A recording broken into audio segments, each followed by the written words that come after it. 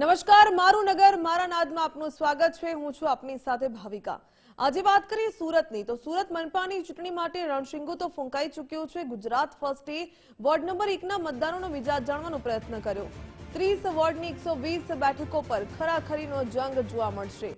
2006 થી સુરત મનપામાં ભાજપનું એક હતું શાસન।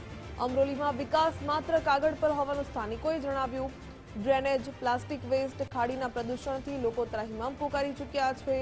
ખાડીના કારણે મચ્છરોનો ઉપદ્રવ પણ વધ્યો।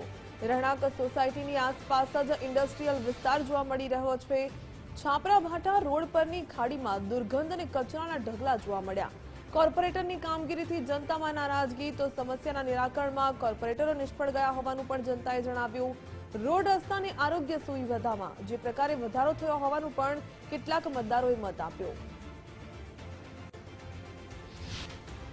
દક્ષિણ ગુજરાતના આંગણેથી સ્થાનિક સ્વરાજ્યની ચૂંટણીનું બિગલ ફૂંકાઈ ચૂક્યું છે। ત્યારે આ સ્થાનિક સ્વરાજ્યની ચૂંટણીને લઈને લોકોનો ઉત્સાહ કેટલો છે?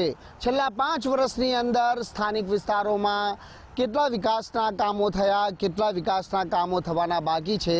ગુજરાત ફર્સ્ટની ટીમ પહોંચી છે સુરતના અમરોલી વિસ્તારમાં વોર્ડ નંબર 1માં। જાણીશું જનતાનો મિજાજ અને જનતાના મોઢે કે અહીં કયા વિકાસના કામો થયા, કયા બાકી છે। વિકાસના કામો તો જે ગતિથી થવા જોઈએ એ ગતિથી ક્યારેય વિકાસના કામો થયા જ નથી, પણ વિકાસના નામે રોડ રસ્તાઓ બનાવવામાં ભ્રષ્ટાચાર જે જોવા મળે છે। વારંવાર અરજીઓ કરવા છતાં આજે રેસિડેન્શિયલની બાજુમાં ઇન્ડસ્ટ્રીયલ પ્લોટિંગ, ઇન્ડસ્ટ્રીયલ ડેવલપમેન્ટ, રેસિડેન્શિયલની દિવાલ થવાથી રેસિડેન્શિયલ લોકો પરેશાન થવા લાગ્યા છે અને એ કોઈ જાતની કોઈ વ્યવસ્થા વગર એવું કોઈ સંભવ જ નથી હોતું કે દુનિયામાં બી કે ક્યાંય રેસિડેન્શિયલ હોય એની બાજુમાં તરત ઇન્ડસ્ટ્રીયલની પરવાનગી આપી દેવી। આપણે એ બાજુ પ્લાસ્ટિકનો વેસ્ટ બહુ થઈ રહ્યો છે, જેથી પ્લાસ્ટિકના વેસ્ટને લીધે સળગાવવામાં આવે છે। એ આજુબાજુના બધા વાતાવરણ ખરાબ થાય છે, એ બધાને નડે છે। અત્યારે કેટલા રોગ થાય છે, તો મારું કહેવું એમ છે કે એના કારણે પણ થઈ શકે છે, તો એ બધું અટકાવવા કહેવા માંગુ છું। શું અહીં સમસ્યા છે અને કેટલા વિકાસના કામો થયા? સ્કૂલની ફી ઓછી કરાવી જોઈએ અને ગવર્મેન્ટ સ્કૂલ વધારે બનાવવા જોઈએ। બિલકુલ। આપનું નામ? જાનવી। શું કહેશો? સરકારી દવાખાના વધારે બનાવવા જોઈએ। આ એરિયામાં છે નહીં, એટલે આ એરિયામાં બનાવવા જોઈએ સરકારી દવાખાના। આ વિસ્તારમાં હું છેલ્લા 1998ના સાલથી રહું છું અને જોતા જ આવ્યા છે કે ભાજપના આપણે જેટલા પણ વોટ કર્યા છે, પણ જે વિકાસના નામે બધું જ શૂન્ય જ છે। વિકાસ ખાલી બોલવામાં દેખાય છે, ટીવીમાં દેખાય છે, હોર્ડિંગ્સમાં દેખાય છે, પણ એકચ્યુઅલમાં જોવા જઈએ તો કશે કોઈ વિકાસ થયો જ નથી। કામો નથી। આપણે જ્યાં જઈએ ત્યાં સ્કૂલો પાસે કચરા હોય છે, કચરા પેટી હટાવી દીધી છે, પણ ઠેર ઠેર તમે જુઓ, જ્યાં જોવા જાઓ તે વિસ્તારોમાં તમને કચરા જ જોવા મળશે। કચરા પછી ગાયો એટલું પ્લાસ્ટિક હોય છે, બધું નાખેલું છે, તો ગાયો એ કચરામાં વીણતી હોય છે, ખાતી હોય છે, તો એ બી પ્રોબ્લેમ છે।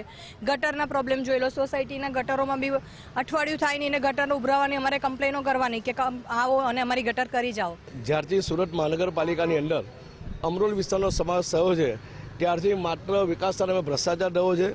વિકાસ થયો છે, ચોક્કસ થયો છે, પણ વિકાસ કોનો? ભારતીય જનતા પાર્ટીના કાર્યકર્તાઓ। જે ભારતીય જનતા પાર્ટીના કાર્યકર્તા હતા એ આજે સુરત મહાનગરપાલિકાના કોન્ટ્રાક્ટર બની ગયા છે। એટલે વિકાસ ભારતીય જનતા પાર્ટીના કાર્યકર્તાને થયો છે એવું મારું સ્પષ્ટ માનવું છે। અને આજે પણ ઘણા વર્ષોથી સુરત મહાનગરપાલિકામાં સમાજ થયો છે। અહીંયા ઈડબ્લ્યુએસ આવાસ છે, તમે ત્યાં જાઓ, ઠેર ઠેર ગંદકી જોવા મળે છે। અમારો છેલ્લા 10 વર્ષથી 2 સોસાયટી વિવાદ પડેલો છે, છતાં દરેક કચેરીમાં દરેક કચેરીમાં અરજીઓ આપવા છતાં ઝોન કક્ષાએ નિર્ણય લેવામાં નથી આવતો અને અણહકને તરફેણ કરી એક પક્ષી નિર્ણય લે છે, જેના હિસાબે અમારો આજ દિન સુધીમાં રસ્તો નહીં બની શક્યો। હાલ અમારો કોર્ટ મેટર ચાલુ છે। કોઈ પણ એક સરકારી શાળાની માંગણી કરવામાં નથી આવી કે નથી કોઈ આરોગ્ય કેન્દ્ર બનાવવામાં આવ્યા।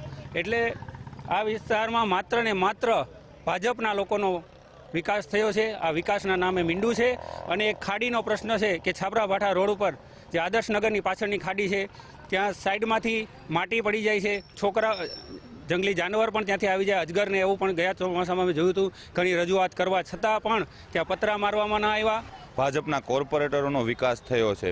આજે તમે આવાસ જેવા વિસ્તારને જોઈ લો, આજે ત્યાં મસ્ત મોટા વેરા આવે છે, જેમ કે જે વેસુપાલ જેવા વેરા આવે એવા જ વેરા ત્યાં આવે છે, બરાબર છે। આજે નાના માણસોની સુવિધા શું છે? આજે નાના માણસોનું કોણ છે?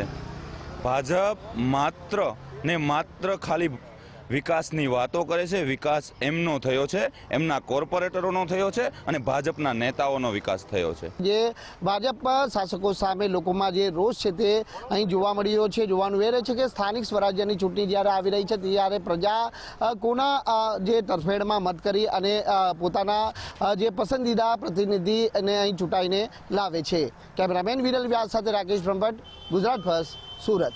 અત્યારે 5 વર્ષની અંદર જે ભાજપની સરકાર અને કોર્પોરેટર હતા અને એની અંદર બી વિકાસ તો થયો જ છે.